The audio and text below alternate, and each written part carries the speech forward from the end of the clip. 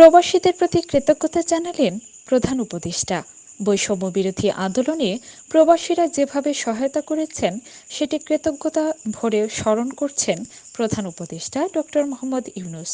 তিনি বলেন, প্রবাসী শ্রমিকরা যেভাবে বৈষম্য বিরোধী ছাত্র জনতার আন্দোলনে সমর্থন দিয়েছে, মুক্তিকামী জনগণ তা কৃতজ্ঞ চিত্তে স্মরণ করে। প্রবাসীদের যথাযোগ্য মর্যাদা নিশ্চিত করার প্রতিশ্রুতি দিয়ে তিনি বলেন, প্রবাসীদের প্রতি সকল পর্যায়ে সম্মানজনক আচরণ নিশ্চিত করা হবে। দেশে যাওয়া আসা নিয়ে সব ধরনের হয়রানি বন্ধ করা হবে। রোববার সন্ধ্যা 7:30টায় জাতির উদ্দেশ্যে দেয়া ভাষণে তিনি এসব কথা বলেন।